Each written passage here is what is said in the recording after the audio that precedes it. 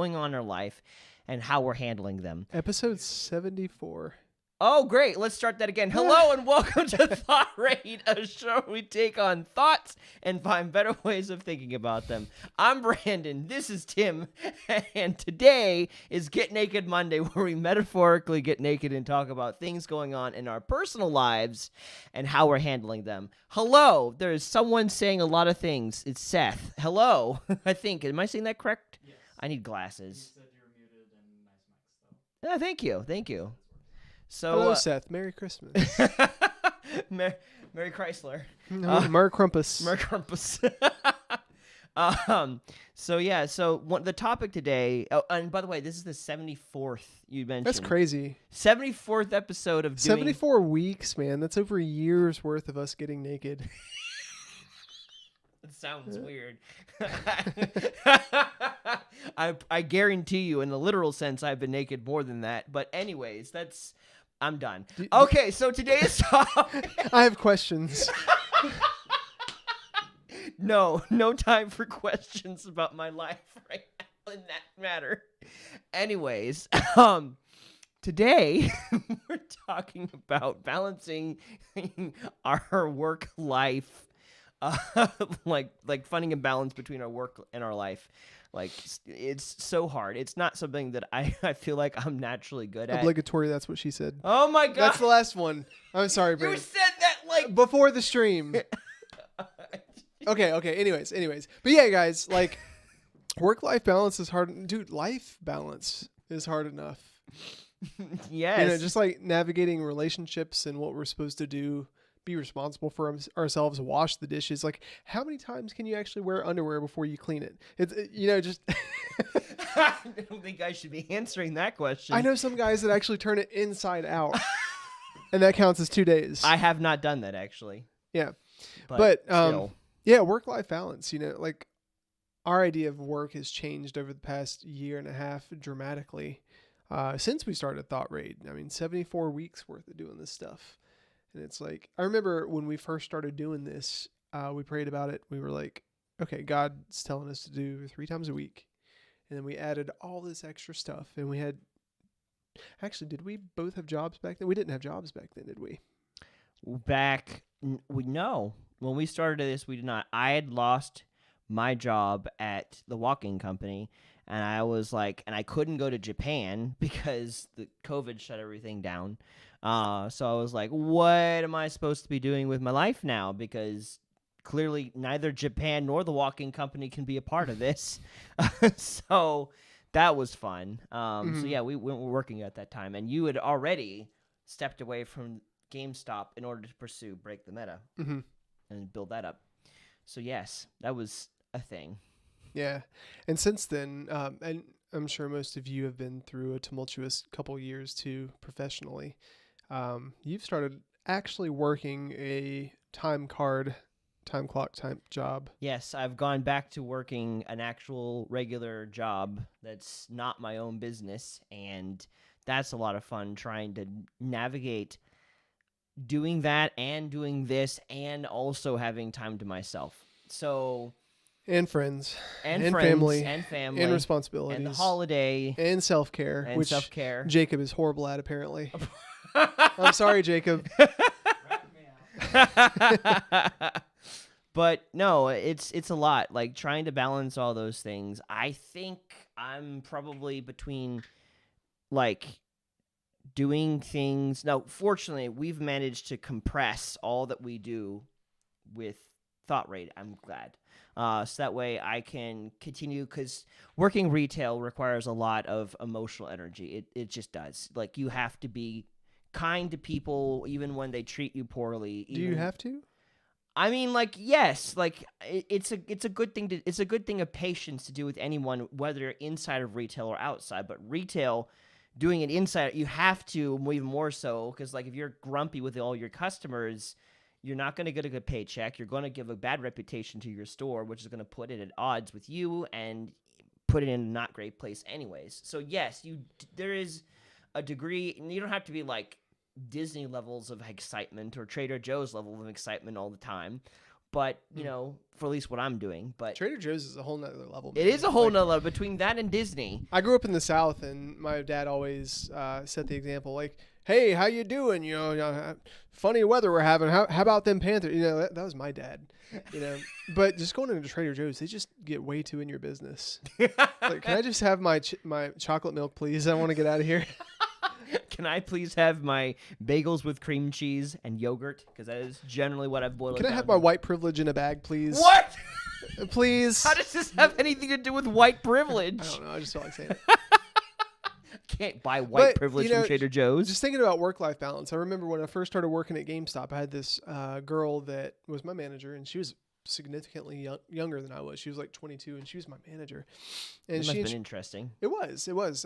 She introduced me to the concept of work-life balance, and I'd never heard that before. And I was like 25 or something.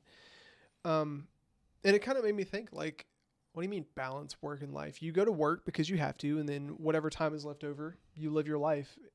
You know, you pretty much just go home and play video games and sleep if you can fit it in. By the way, brush your teeth, and I guess you pay your bills if you have enough money, and if you don't, you just stress over it and ignore the little notifications until you have enough money or until it gets repossessed or something. That was my story, guys. But the idea of work-life balance was always strange because I didn't really understand healthy boundaries with myself. It's hard to have boundaries with work when you don't have good boundaries with yourself. Because, like, you are the first line of defense. And if you can't, like, not having that right, like, it's going to be a lot harder. Not to say it's impossible, but it's just a lot harder to do that outside of... I can see it in your grin. I'm going to stop. Anyways, it's just not as easy to do that with work because, you know, I don't know, like, when you don't have respect for yourself and making sure that you are taking care of your own needs, then it's a lot harder to see when work is creeping in and taking that away from you, or some other person for that matter. So I feel like there has to be some self-awareness if you're going to begin to have any sort of boundaries. I think at least solidified boundaries with anybody, be it a corporation, an individual person, life itself, whatever. Talking about, like, ethos in general, just like a also, hello ethos. there, Scott. Good to see you. Hey, Scott. Just talking about, like, different company or social ethos.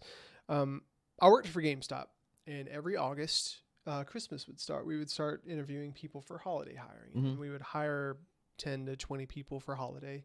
And they would understand that hours were not guaranteed, that you had to fight for your hours, and you had to make yourself available. Which is very stressful. Which was really weird, too, because GameStop paid minimum wage. And a lot of these people just needed money, you know, most of them. And so the expectation was, okay, we're going to pay you minimum wage.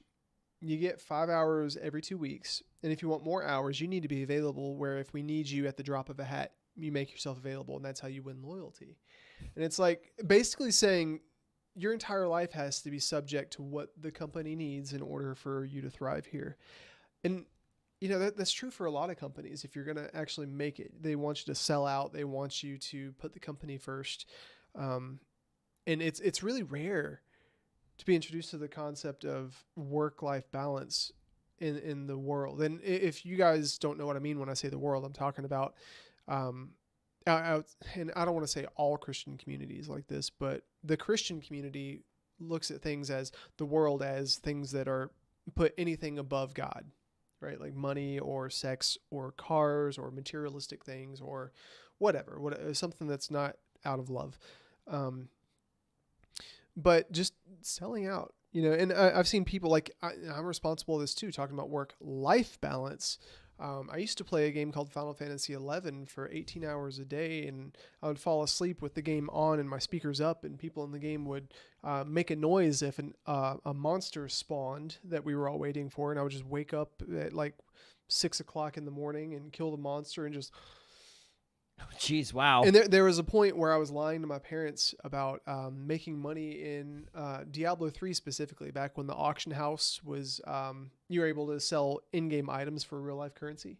I was lying to my parents saying, I'm meeting my needs through this game. That sounds like the financially. other kind of ditch that you wouldn't want to fall into. And it's like I didn't have work balance because I was sold out because, I'm climbing my way up the ladder. I also didn't have life balance because, one, I wasn't taking care of myself, Jacob.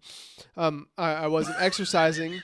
I wasn't, putting boundaries around things that I enjoyed doing. I enjoyed them too much. I didn't really make time or prioritize time with people that could build me up and like pour into me in healthy ways or challenge me. I was just all around a mess. For me, I feel like if anything, I have some similar, like when I started, life was definitely taking more of my life. Life was taking more of my life than work was. Because I started off, like I've been a gamer nerd forever.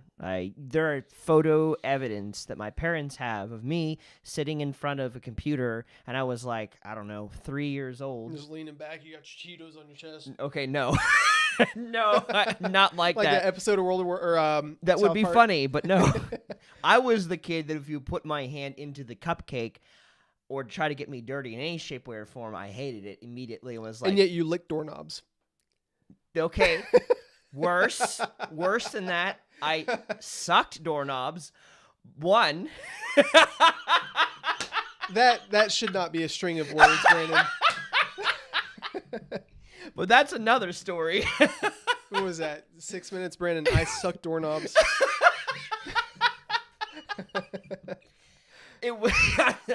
I'm gonna stop. Okay, but anyways,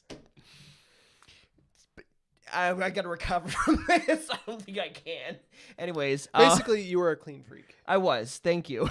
Who would have thought? I mean, look at this guy. Yeah. See, I guess it just proves that I'm not scared of germs. I just don't like being dirty at all. I hated my parents thought it was a great idea to put my hand into my cake when I turned 1, and I was like, no, get this crap off of me. Gross. But anyways, so like, growing up, oh man, I loved computer games. That's all I did. I constantly played computer games any free moment I had. Or once I had my Nintendo 64, I played that. Super Mario 64, Paper Mario, Mario Kart 64, all of it. I loved games, and so that was my life. And my life had no space for work. I hated it. I didn't help my parents cleaning up my own room. That was boring. I also was kind of overwhelmed as to where to put it. So it was weird. I wasn't a lazy person per se. I just got overwhelmed easy because, I try to take the most difficult route first before realizing simple solutions. I've always been that way. So cleaning my room. Our work relationship, oh my goodness. Because I'm the opposite. I always try and find the easiest way. I always try to find the hardest way possible. That's a cursed sentence. That's right, it was. But no, and so cleaning up stuff, I didn't want to touch it because I was scared that I would mess up the cleaning of my room, so I wouldn't do it. Also, didn't want to do it anyways, so it was a combination of both. Mm-hmm. But slowly, my parents just kind of, once I got to like 14, they were like, it's time for you to start working. So I started off babysitting my cousins. So you started at 14? 14. Mm-hmm. Started babysitting my cousins. And then the whole work taking over my life began to set in at that point because my next job, my official job when I turned 16, as I worked at Bounce U. Mm-hmm. Wonderful job. I got to play in an inflatable house thing for kids, and I got to chase kids around all day long, and so they have a great birthday party or whatever, serve the cake, serve the pizza, whatever. It was a lot of fun. But I remember distinctly, and I've talked about this, there came a moment where I was a part of advanced choir in my high school, and I had an opportunity to join a choir group thing, like some kind of special prestigious group or something, because I was doing a good job. And there was only one day for the ceremony, and I had to be there for the ceremony, otherwise I would not be a part of the group. And it landed on a day that I had to work. And so I went to my boss at Bounce U at the time, and I was like, here's the situation. Can I please have this time off? And it was the day of. And so he was like, Why'd you wait until the day of? I don't remember. I released the day of or the day before. I don't remember. It's something. Another problem that I have is I'm really bad at time management. The amount of times I've been late. So that's Hardy Brown. Not a strength of mine. But I brought it to him, and he was like, here are your options. You can go to that, ceremony, or you can be without a job. And thus, what'd you choose? Job. Oh. To this day, I there was no going back on that. Man, I remember when I got my first job. I was 15, might have been 16. I was 15 or 16. I started working at Food Line as a bag boy. And I remember I had to have some brown loafers or brown shoes, blue pants, and a white button-down shirt. That was the uniform back then. I remember my dad took me shopping for it. No, I'm sorry. It was my mom. And when we got the stuff in the car, she said, once you start working, you're never going to quit. And I was like, I mean, who would want to? You make money, and I've never had money before, and I can buy video games. I can buy clothes. I can get a car. I can do all this stuff. Life is going to begin. And I didn't realize how real that comment was. Like, it cuts deep now. Like a lot of us, if you think about not working, you think, I'm going to die. I can't pay my bills. Or, like scripturally, it says, if you don't work, you don't eat, And it's like, well, what really qualifies as work? And I think we have this weird standard that's been ingrained into us since we were younger about what work actually is, which kind of perverts our sense of work-life balance. Mm-hmm.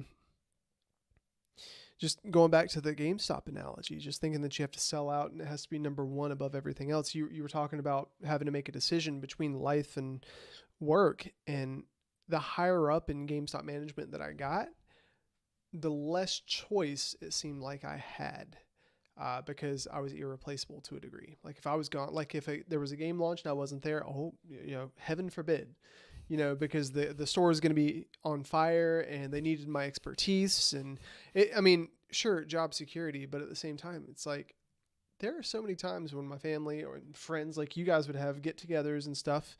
Dan, especially Dan, if you're watching, talking about you, having the brodegas, the bro downs, the brodega, the bro nights.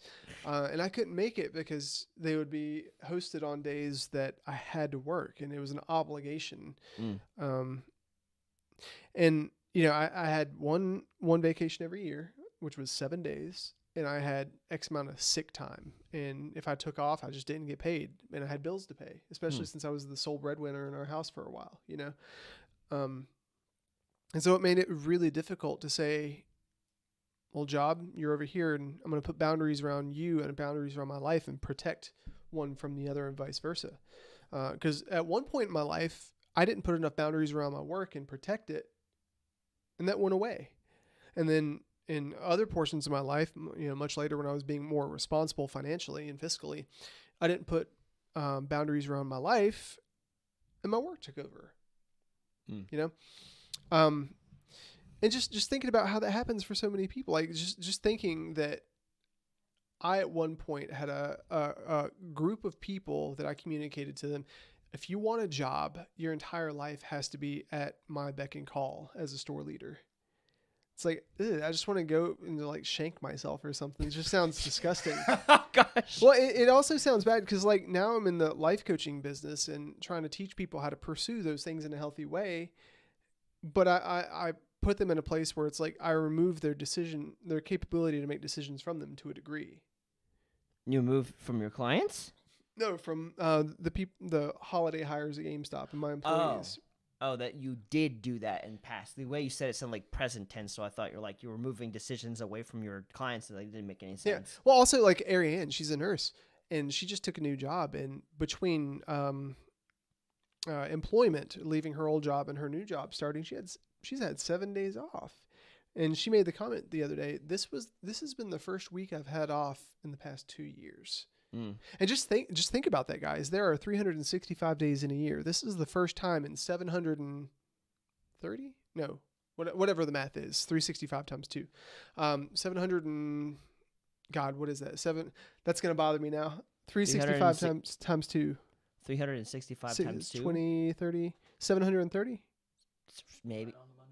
Thank you. Okay, there you go. Cool. It's the first time in 730 days that she had 7 days consecutively off. And that's disgusting, man. And think about if that continued for the rest of her life, her working life until she's, 60? That would give her another 30-something years divided by 2. That would give her she'd have 15 weeks off in the next 30 years. See, what's starting to hit me. One of the reasons why I've never been a person who has worked a job that requires me to work more than 50 or 48 hours. The thing that's kind of kept me from doing that and just kind of selling myself to that is the dreams and visions God's given me. And I wonder, I was thinking about the first part was if you have no sort of balance in your own life, like you don't have any sort of self-respect for you're not going to have with work. Another is if you have no dream or vision for your life is now hitting me because that's something I've never felt right accepting. It took me a while to go from part-time to full-time. Once I went to full-time, I haven't really... You saw how much it sucked? Well, I'd never really have exceeded more than... towards the end of my time at the walking company, more than maybe 50 at most hours for a week. Even though I'm very much so capable of working 40 or 60 or however many. And the reason being is because there's always something that God has given me hope for, to look forward to, a direction in life that I dream about, think about, I put a lot of time and energy into. I've had, before I lost my job at the walking company, I had UGN and going to Japan in the forefront of my mind. And we raised money to go to Japan, and I crammed a whole bunch of knowledge of Japanese culture and how to speak Japanese in certain words and listen to Japanese music. And like that consumed my thoughts. So I preserved anything beyond that 40 hours for times to enjoy myself, others, and my dreams. And my dreams put a cap on how much I was willing to work because I knew that if I were to work more than this, it would detract from my ability to give energy to what I'm moving towards. And I wonder, like, I know that, like, when I don't have that, like, for the times where the reason why I actually gave willingly more than 40 hours to the walking company was because I didn't really have UGN wasn't really panning out at the time. Like, it wasn't turning into what God had promised me and what it looked like. And so the only thing I had for that was Japan. So without those two things, I didn't really reserve any extra energy because UGN was a self-sustaining online gaming community. So that's what I did. I did that with my my free time, but I didn't really feel the need. But now that I have thoughtraid and I'm building this business, I'm trying to hold myself at about 40 hours of work. I'm not allowing it to take more than that because I know that I want to preserve some of this energy that I'm presenting to you guys today, and I can't do that if I'm giving it all to New Balance. And fortunately, where I'm working with my boss, and I talk about this often, how much I appreciate certain things, he knows that New Balance is just a job for me. That, I don't want it to creep into every aspect of my life. I eventually want to quit, and work full time helping you guys and enjoying games with you guys and all kinds of stuff like that. So I wonder, another reason why people have a hard time with work-life balance is because they don't have a direction for their life. They're directionless. That makes a lot of sense because, when I work with clients or just even friends or even myself, man, over here on the wall, I've got a list of priorities. I think when my priorities aren't identified, everything becomes a priority because I don't know how to sort things. And then whatever feels good becomes a priority because, you have deficits. I mean, if you have a relational deficit, you're out there seeking unhealthy relationships because you don't know exactly what's healthy and what you're looking for. Or if you have a financial deficit and you don't really have a goal or you set up a plan and you're not intentional about that, you just do whatever meets your immediate need. It's like the hierarchy of needs. And I think number one is like food and water, and then relationships, and then physiological and psychological. I think when you have a deficit there, you just go in the fight or flight response. You don't really plan. You just grasp. You know, just it's survive. Yeah, you know.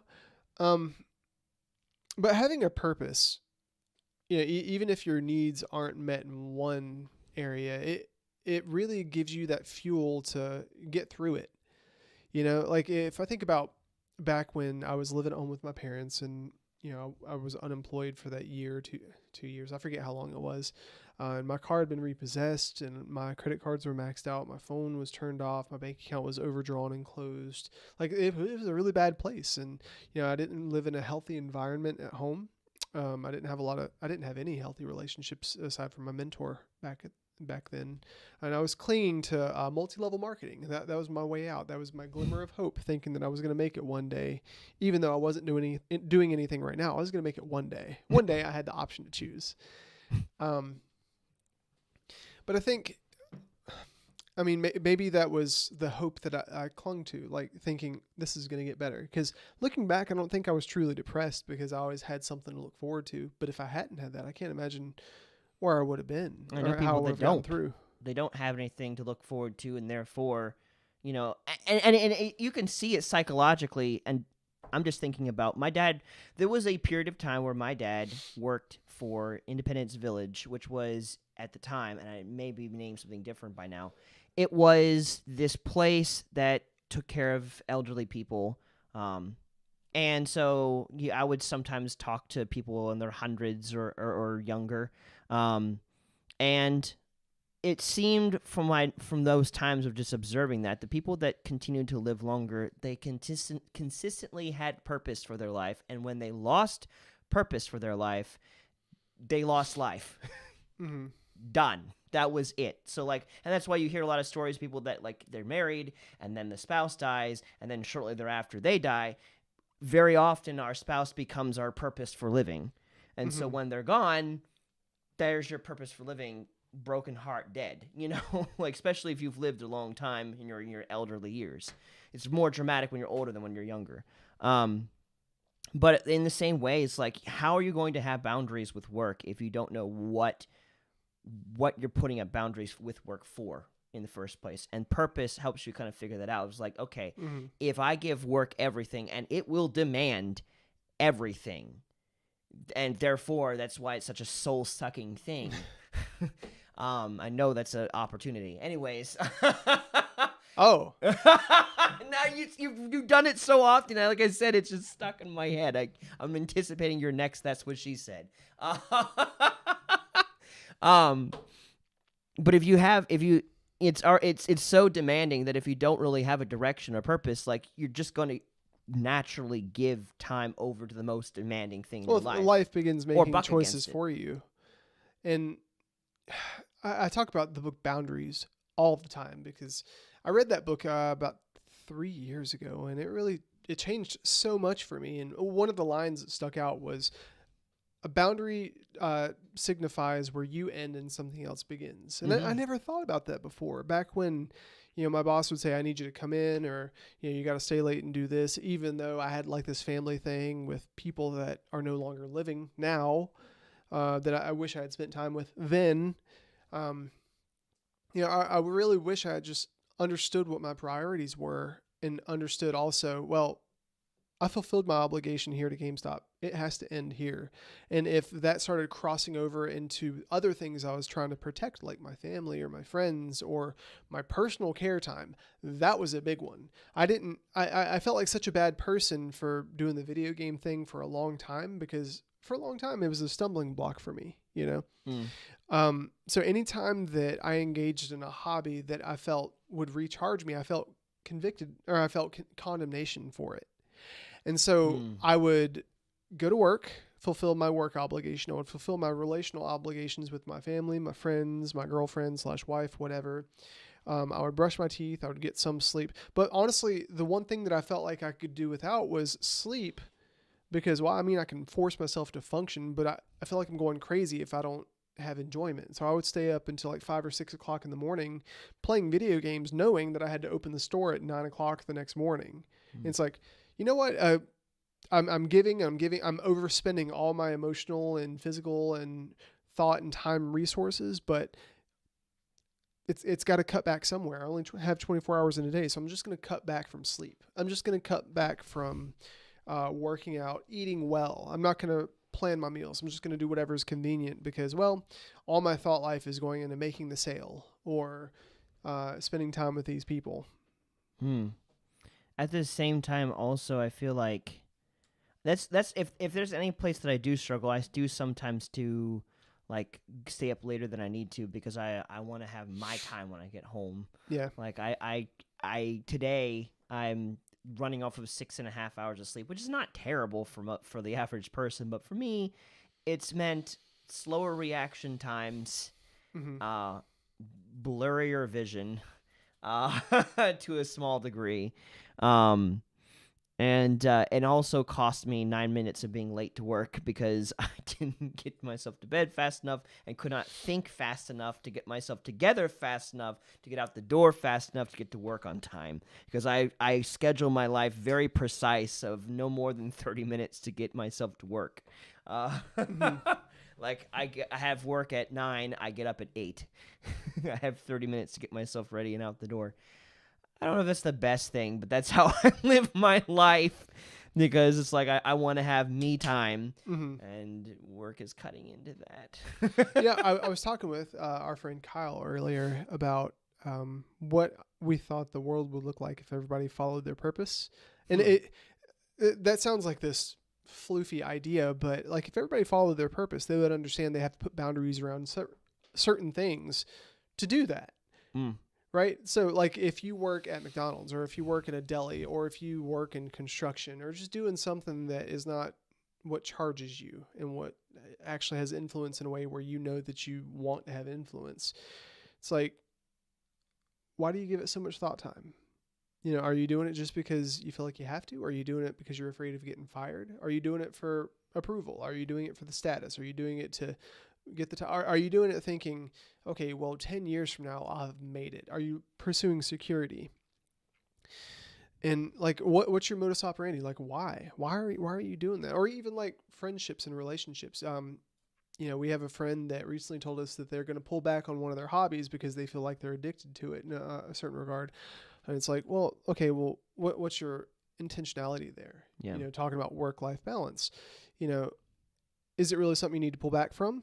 Is it unhealthy? Like, how do you know? And it's like, what exactly is it stewarding? That's something I think about is like, and this is something eventually we're going to have a topic about is like, you know, video games, for instance, like what's the boundary? Like what, you know, how much is too much or stuff of that nature? Because I think that's a question that probably less of the gamer and more of everyone who's not a gamer wonders about because they know a gamer is like, that's an unhealthy amount of time that you're playing video games. Just one more game.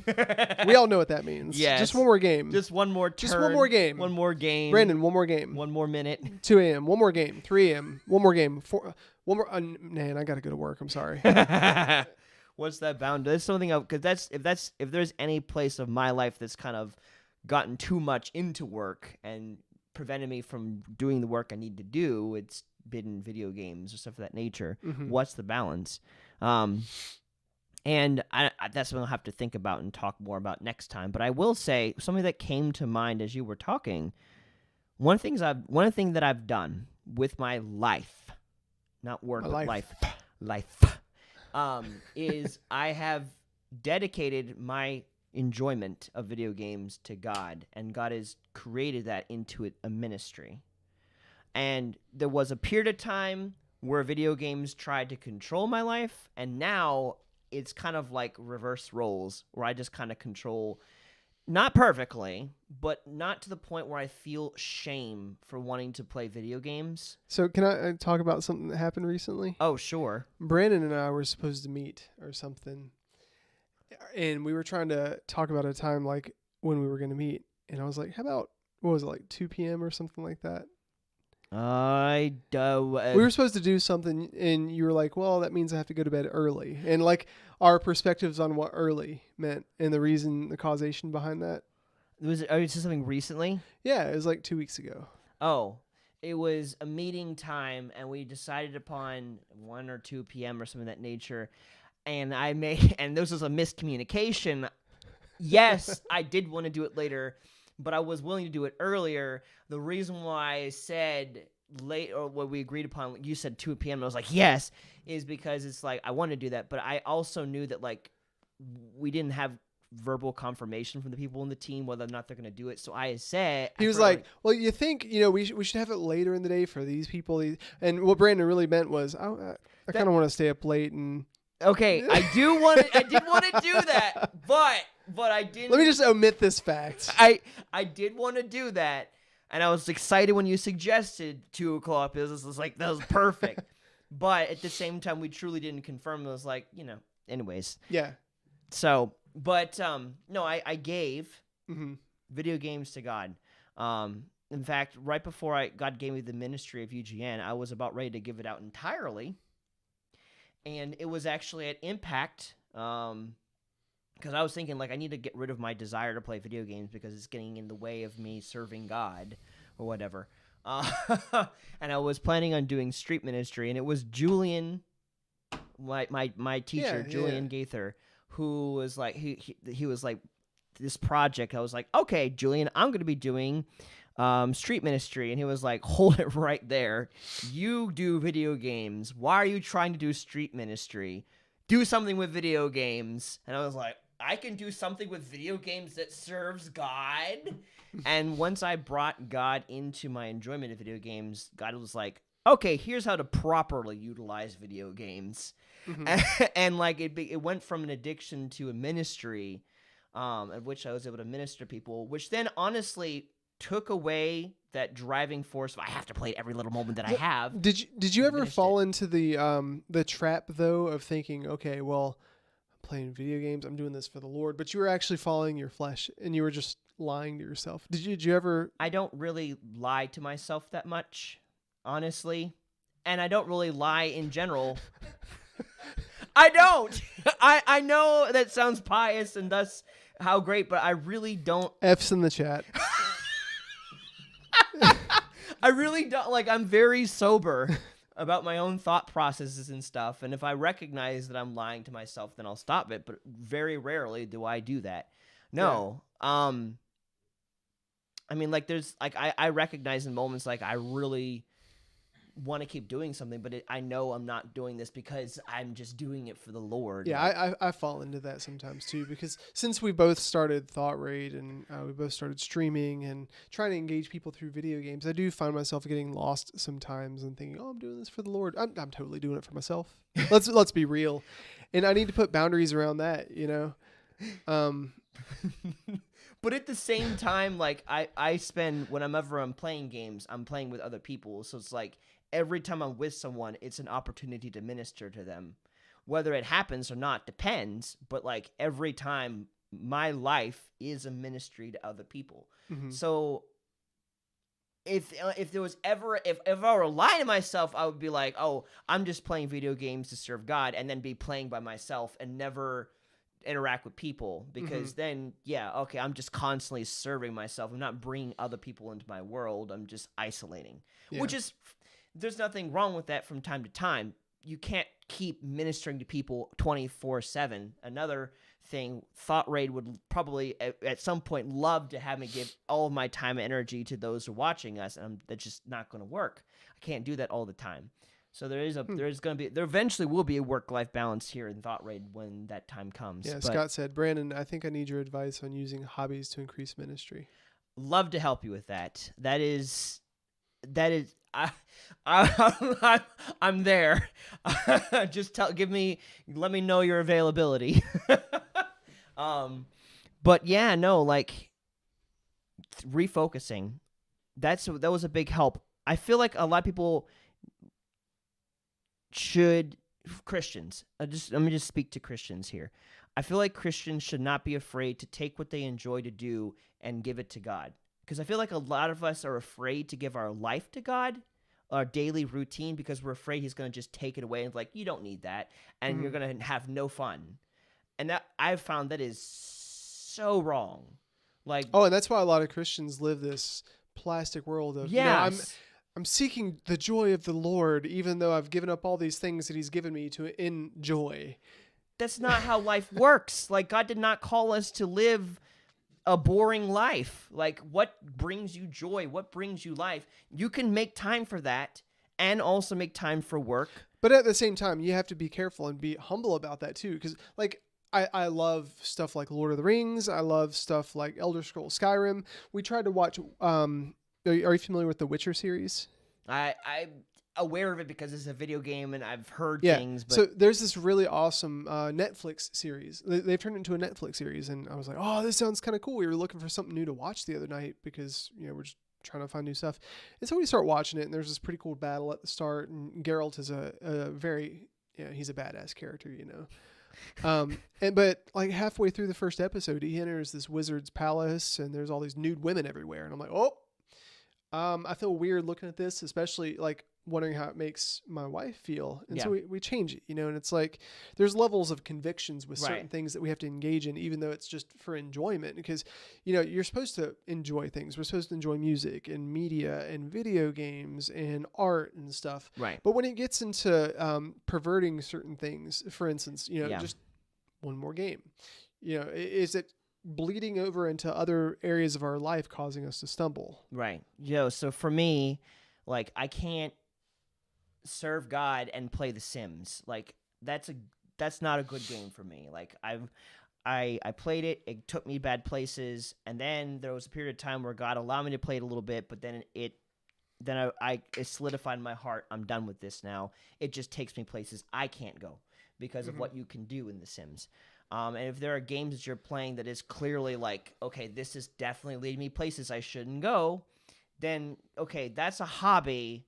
That's a thing that you need to, if it takes you away from God, truly, like it's causing you to want to sin, that's something that's a life thing you want to take to God and stop feeding. That's what I'm trying to say. I'm making it look like I'm sweeping it under the rug. I'm not talking about sweeping it under the rug, but you want God to, like, don't let things come between you and God. I'm having a hard time forming words right now. And that does sound kind of ambiguous, but for those, especially if you're a new Christian and you're thinking, well, how does this apply to my life? What does it mean for something to come between me and God? If anything causes you to, what is the word I'm looking for? Stumble? Not stumble. Question your morals, or if anything, here's what I'm trying to say. If anything is causing you to give up your right to choose how much resource you designate for it, then it's probably not healthy. So for instance, with my job, I know that God told me to move away from it, and I knew that my purpose and what I wanted to accomplish in my life was to influence people in a positive way so they learn how to live a life of love.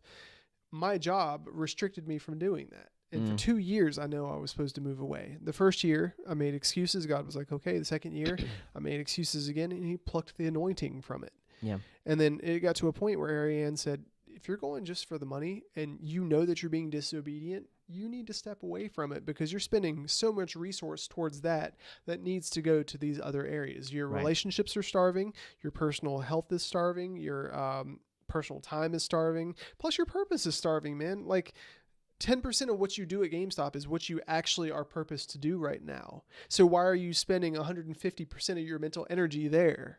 Right. And so it's like readjusting those priorities and saying, okay, well, if you have 100 units of currency to give out, emotional, thought, financial, physical, whatever, it's a cumulative currency, Tim bucks. If I have $100 of Tim bucks to spend every week, how do I spend them? How many of those $10 do I spend on my wife? How many of those $10 do I spend on Break the Meta and Thought Raid? How many $10 do I spend on my relationship with Jacob and Brandon, or Scott or Seth? How many $10 do I spend sleeping? Like, I only have a finite amount of those resources, and I have to decide, okay, well, here's how much this gets. I have to set a budget, and I have to stay to it. And here's the thing, and this is something that really I feel like a lot of people miss, because they're looking. This is where work starts to get icky. They're looking for security, and work can provide that, but you can't serve God and mammon In New Balance. I can't serve God in New Balance. Like in the sense I that, can't like, serve God and Brandon. I can't serve two masters. And you can't take your money to heaven. You're not going to take your money to heaven. You're not going to take your security, all the wealth and riches you've built up. The only guaranteed thing that you can see from on the other side of this life is the people you've impacted. And if they've come to know Christ as their Savior, you'll see them there with you in heaven. And so that is the only thing of intrinsic value. So if you're spending so much time just to chase financial security, which is not a problem per se, but if it's getting in the way of the vision that God's given for your life, the purpose that you have, the thing you wake up for in the morning for, if it's getting in the way of that, if it's getting in the way of just taking care of yourself, like if it's going too far, you're not getting proper rest. And it's not talking about a situation where an emergency comes up and something needs to be taken care of, but if every day there is an emergency and you have to be there to fix it, and I guess there's probably some ifs, because like I know people have to take care of others. Well, anyways, there's seasons for everything, right? guys. There's probably seasons and grace for specific things, but like if it's just a regular job at a Wendy's or something, and every day is an emergency, there's no way, and it constantly rests on your shoulders. They can replace you in a heartbeat. Oh man, and just if I can offer myself up for the crucifix real quick, that sounds really bad. Take up your cross. If I can take up my cross. I thought that my position at GameStop, since I knew a lot of people in the community, I was really good at what I did. I knew the business inside and out. I thought that I was irreplaceable to a degree. I thought I needed to get them to a place where when I transitioned, I worked a 4-month notice.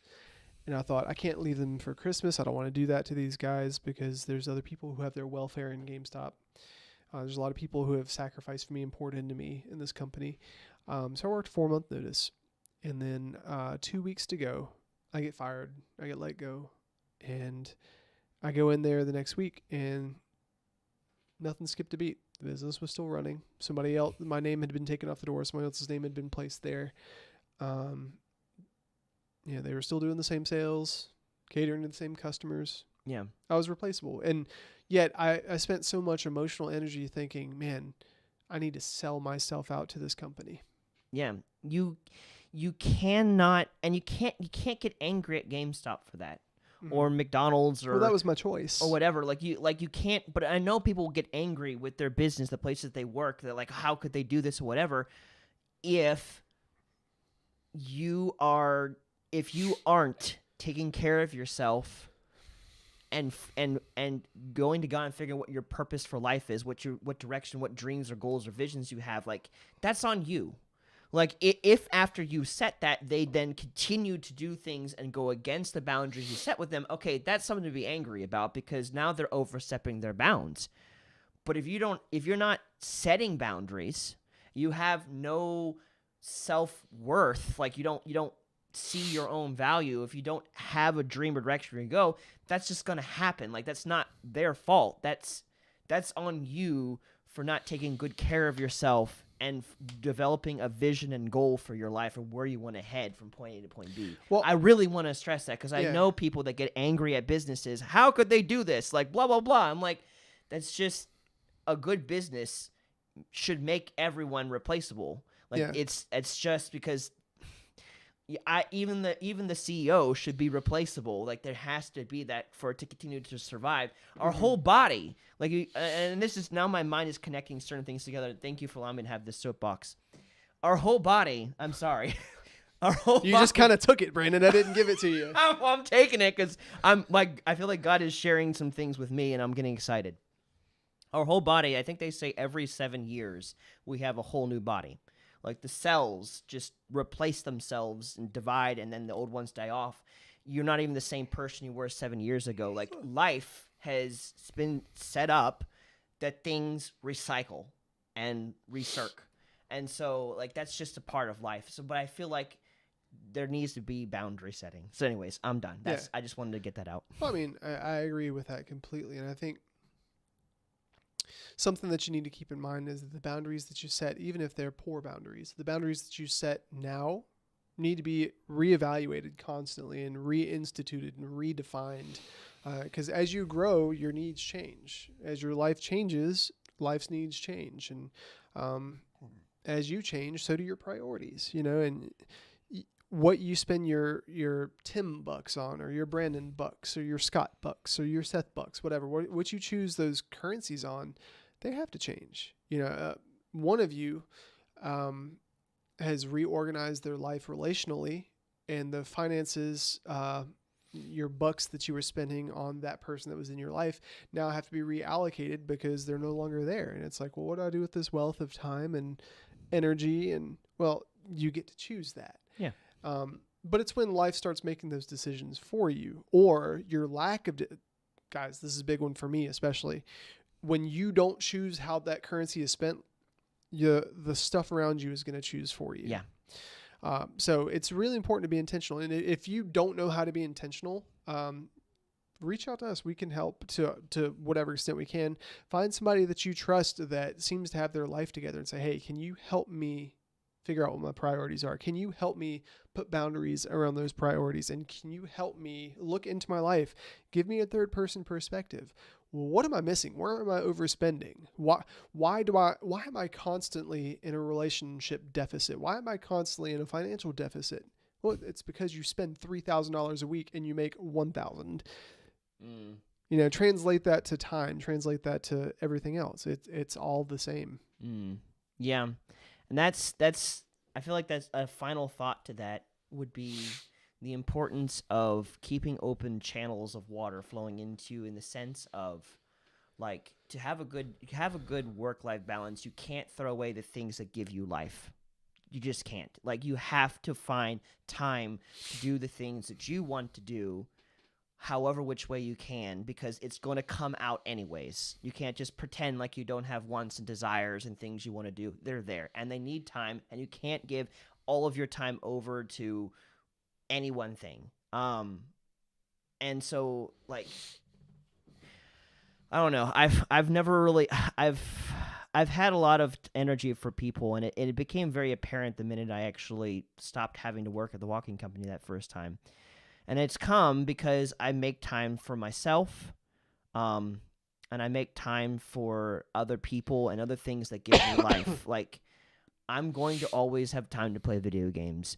No one's going to stop that. The studying can wait. The job can Spoken wait. like a true man child. Yeah. Wow. Wow. Nobody's going to take away my video games. No. Screw you guys. No, this is my hobby. This is what I enjoy to do. It's what gives me life. I'm joking, Brandon. So I'm gonna make time to play video games. I'm gonna make time to spend time with my friends that give me life and to do the activities that give me life. I'm not gonna let it over. I'm not gonna become fat on that to the point where I'm not making any time for work, because bills have to be paid, and I need to be able to help others and expend what I'm receiving. And I think there's a part of life is just giving what you have. But like, don't close up your like, in the process of finding the balance between, be it work or life, don't just cut out the things in your life that bring the things that you do, the people that you have in your life that bring you life, just to focus in on one thing, because then it's going to make going through work or whatever suffering. And at the same time, don't let it control you that you're just doing a terrible job at work, and because that's a problem too. So there's a balance. Unfortunately, I don't have the specific wisdom on how to handle that. I just know that there needs to be a balance, like the whole topic we've been going over today. And if I can speak from a first person perspective, there was a time where I was addicted to video games, and it ruined my life. And I went several years without doing them, and then I engaged in video games again. And when I entered into a new space where my priorities needed to be reevaluated, I didn't reevaluate that priority in a healthy way. I just got rid of it completely. And that really damaged one of my relationships for a while. And then it got to a breaking point where I had to be honest, like, I have a need that needs to be met, and I need to put a boundary around this in a small way because this is important to me. And then, actually close to this time last year, I started playing Final Fantasy XI again, which was the causation for my downfall back in my early 20s. But now, there's more boundaries around it. Like, what is today? Monday? Saturday, there was an event that I wanted to do in the game that, in MMOs, if you've played MMOs, there's all sorts of raids and all sorts of events that require a lot of people, and you have to organize a time to do it. And so it's consistent so everybody can make it. Well, I had to choose. Am I going to spend time with my wife? And am I going to make that a thing? Or am I going to say, hey, I'm going to go play this game? And like I said, this is the first week that she's been off in 2 years. And so I had to evaluate, okay, what am I going to put a boundary around right now? Is it unhealthy for me to want to play a video game? No. But when it comes to feeding my priorities, it's kind of like having a garden. Whatever you waters is going to grow, and what was more important for me to water right then? I don't know, making some money in this video game or getting that item drop that I've been wanting, or making my wife feel valued. I could still communicate, hey, my inclination is I kind of want to play this, but I'm choosing you because this is more valuable to me in the moment. It's important to do both. You at least have to acknowledge it, or else you stuff it down, and that's where resentment is bred. Yeah. I feel like, and God just kind of downloaded another revelation on me of an example, a physical, tangible example of what work-life balance looks like. Breathing. Breathing is an example of that. Tell me, senpai. So, you're living your life is the breathing in. You're doing things you enjoy. You feel your lungs, you feel good. But if you just inhale and never exhale, your body fills with too much oxygen and carbon dioxide builds up. So you have to exhale. And when you exhale, if all you constantly do is exhale, which is representation of working and giving out of yourself, then you're winded.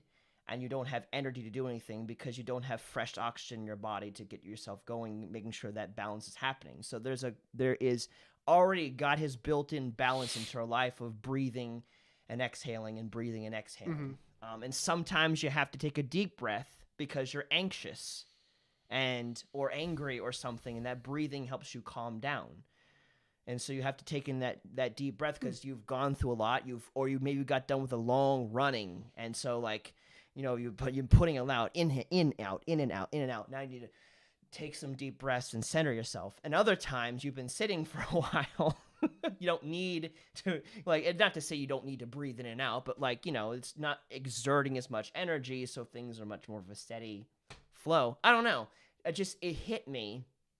Breathing in is spending time doing things you enjoy, having a life outside of working and giving out of yourself. And exhaling is that giving out of yourself and working. And it's just an example of that. So do you feel like you have good work-life balance right now?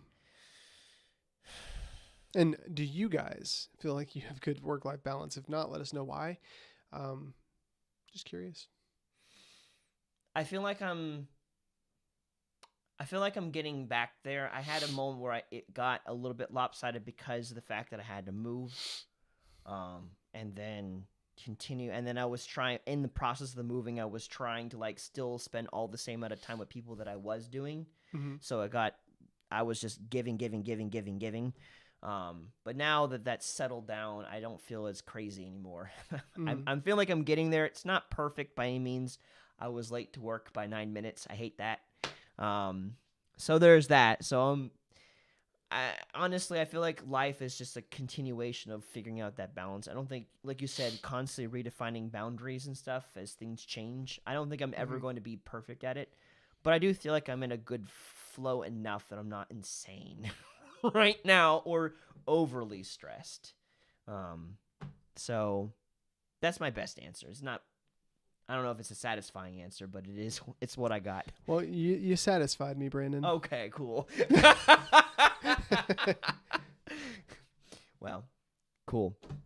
If you guys have enjoyed this stream, thanks for watching. It's been great having you be a part of this. If you're going through a rough time right now with your work-life balance, let us know in the comments below. We'd like to hear about what it is you're going through, or if you're having a great time with that and you're actually really doing good with your work-life balance, let us know about that too.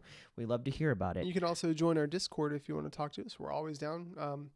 We may not be able to talk to you immediately because, once again, work-life balance. Yes. But feel free to shoot us a message. Join the Discord and the Everybody chat. Just say, hey, here's what I need help with, and somebody will touch base with you. Yeah, when we can, we will.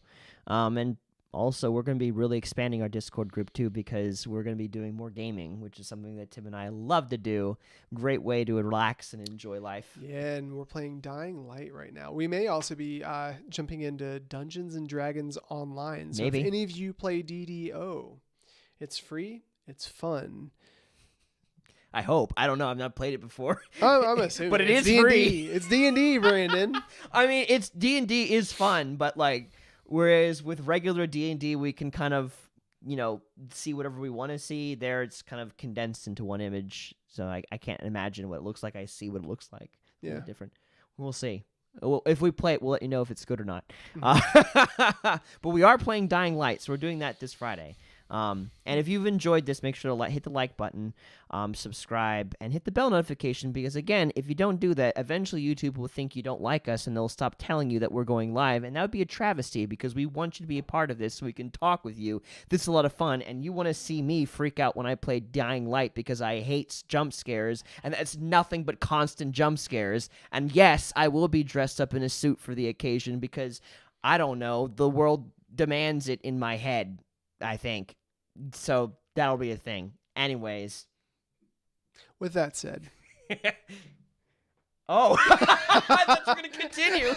We broadcast every week on Monday, Friday, and Saturday at 7 p.m. Eastern Standard Time. And we'll be live again this Saturday at 7 p.m. We love to see you guys there. Thank you guys for joining us. Good night, everybody. Bye. Bye. Yeah, I can see far away from where I've been. He says I see a potential. I see a potential in my eyes. I see a potential. I never lost sight of the reason why you're alive. You're alive. You're alive. We sing Jesus, you're alive.